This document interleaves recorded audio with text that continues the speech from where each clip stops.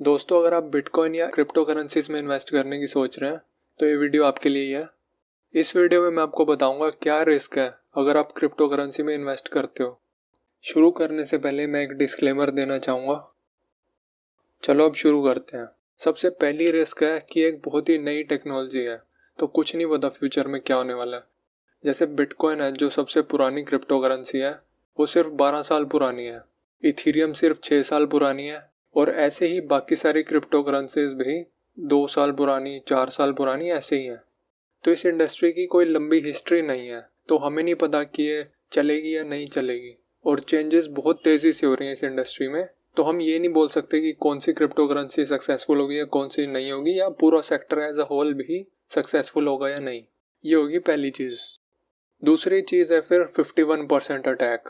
जैसे कि मैंने आपको टेक्नोलॉजी के बारे में ऑलरेडी समझाया हुआ है, तो क्योंकि ये टेक्नोलॉजीज ज़्यादातर डिसेंट्रलाइज्ड होती हैं, यानी बहुत सारी नोड्स होती हैं, बहुत सारे माइनर्स होते हैं जो इन ट्रांजैक्शंस को वैलिडेट करते हैं, इस टेक्नोलॉजी को जो चलाते हैं।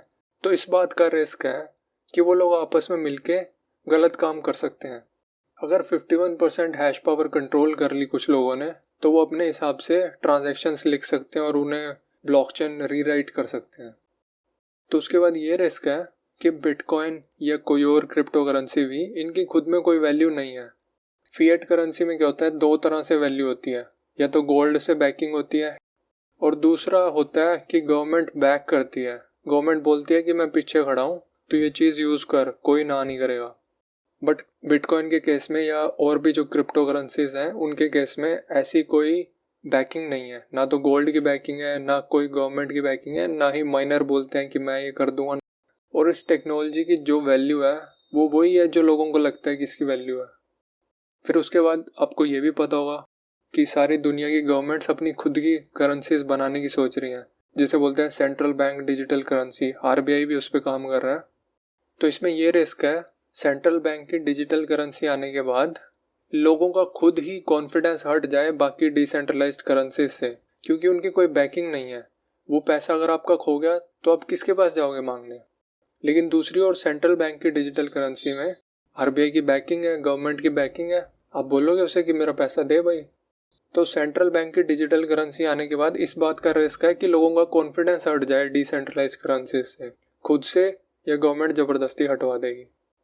और उसके बाद रेगुलेशन और टैक्स की रिस्क है। अब क्योंकि ये फील्ड काफ़ी नया है तो कोई रेगुलेशंस नहीं डेवलप हुई हैं इसके ऊपर फ़िलहाल। टैक्स का भी नहीं पता कैसे टैक्स होगा क्या नहीं होगा। और इसी की वजह से फिर कोई बंदा लीगल एक्शन भी नहीं ले सकता। मान लो आपके कॉइन्स चोरी हो गए, कोई पैसे लेके भाग गया एक्सचेंज, कुछ भी गलत हो गया, आप कुछ नहीं कर सकते। लॉ ही नहीं है उसके रिगार्डिंग, क्या कहोगे आप कोर्ट में जाके। तो ये भी एक बहुत बड़ी रिस्क है। बट इन सब रिस्क के बावजूद भी अगर आप क्रिप्टो करेंसी में इन्वेस्ट करना चाहते हैं तो उसमें भी और रिस्क हैं। जैसे अगर आपको बिटकॉइन या कोई और क्रिप्टो करेंसी खरीदनी है तो पहले तो आप अपना फिएट मनी एक्सचेंज को भेजोगे जहाँ पे आप खरीदोगे वो चीज़। तो अब एक्सचेंज की कोई गारंटी नहीं है, एक्सचेंज ही फ्रॉड है, एक्सचेंज आपके पैसे लेके भाग जाए। दूसरा, आपने एक्सचेंज पे ऑर्डर डाला कोई चीज़ खरीदने का, तो वो फ्रंट रनिंग भी कर सकते हैं, तो आपको महंगे पे खरीदना पड़ा क्योंकि एक्सचेंज ने आपसे पहले खरीद लिया, क्योंकि एक्सचेंज को पता था कि आप खरीदने वाले हो। उसके बाद एक्सचेंज जानबूझ के फेक लिक्विडिटी भी दिखा सकते हैं, वॉल्यूम बहुत ज़्यादा दिखा सकते हैं जितनी है भी नहीं एक्चुअल में।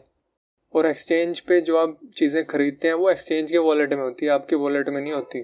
तो एक्सचेंज के वॉलेट में क्योंकि बहुत सारे पैसे होते हैं तो हैकर भी पूरी कोशिश करते हैं वहाँ पे अटैक करने की। और फिर एक्सचेंज पे जो क्रिप्टो करेंसीज या ऑल्ट कॉइन्स लिस्टेड हैं वो स्कैम भी होते हैं बहुत सारे। आपका पैसा लेके वो भाग सकते हैं, आपके ऑल्ट कॉइन की वैल्यू ज़ीरो हो जाएगी क्योंकि प्रोजेक्ट कुछ था ही नहीं कभी। फिर उसके बाद प्राइस की रिस्क है। प्राइस रिस्क मतलब क्योंकि ये मार्केट बहुत ही ज़्यादा वॉलेटाइल है, एक दिन में 20% गिर सकती है मार्केट, 10% चढ़ सकती है, कुछ भी हो सकता है। और अगर कोई बड़ा ऑर्डर पुट कर दिया किसी ने और वो पर्टिकुलर क्रिप्टो करेंसी या ऑल्ट कॉइन इतना लिक्विड नहीं है तो मार्केट हिल जाएगी पूरी।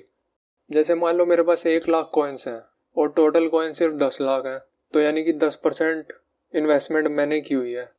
जिस दिन मैं बेचूंगा उस दिन उस ऑल्ट कॉइन का प्राइस बिल्कुल धरती में लग जाएगा। प्राइस ज़ीरो भी हो सकता है अगर टेक्नोलॉजी फेल हो जाए या कोई नेगेटिव न्यूज़ आ गई या कुछ भी आ गई, अचानक से प्राइस गिरते टाइम नहीं लगता।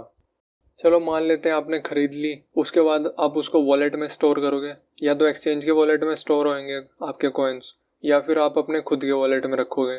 अब उसमें प्रॉब्लम यह है, आप चाहे खुद के में रख लो चाहे एक्सचेंज के में रख लो, अगर वो हॉट वॉलेट है यानी अगर वो इंटरनेट से कनेक्टेड है तो हैकर चोरी कर सकता है आपके कॉइन्स। दूसरा, अगर आप पेपर वॉलेट रखते हो या कोल्ड स्टोरेज में जहाँ पे इंटरनेट से कनेक्टेड नहीं है आपका वॉलेट किसी भी तरीके से, वहाँ पे ये रिस्क है कि आप प्राइवेट की भूल सकते हो। आपकी प्राइवेट की ही इस बात का प्रूफ है कि आप कॉइन्स ऑन करते हो। अगर वो गुम हो गया तो आप कुछ नहीं ऑन करते, हमेशा के लिए गए कॉइन्स। तो कोई कंज्यूमर प्रोटेक्शन नहीं है यहाँ पे। एक बार ट्रांजैक्शन होगी तो होगी, एक बार प्राइवेट की खोगी तो खोगी, कुछ रिवर्स नहीं होगा फिर, क्योंकि कोई सेंट्रल पार्टी नहीं है ना। आप किसी को बोल नहीं सकते जाके कि भाई मेरा ये था। उसके बाद अगर आप बेचते हो कॉइन्स और वापस अपनी फिएट मनी में कन्वर्ट करना चाहते हो तो वहाँ पे भी रिस्क है। वहाँ पे ये रिस्क है एक्सचेंज मना कर दे कि भाई नहीं कर सकते आप। या जब आपने इन्वेस्ट किया हुआ था ना, उस टाइम पे गवर्नमेंट ने बैन लगा दिया क्रिप्टो करेंसी पे और सारे बैंक्स बोलने लगे कि हम नहीं इस चीज़ को सपोर्ट करेंगे, ये इलीगल चीज़ है। तो आप अपनी क्रिप्टो करेंसी को फिएट मनी में कन्वर्ट ही नहीं कर पाओगे इंडिया में। तो अगर आप इन सब रिस्क के बावजूद भी खरीदना चाहते हो तो मैं आपको अगली वीडियो में बताऊंगा कि आपको क्या चीज़ें देखनी चाहिए ताकि आप थोड़ा सेफ रह सकें।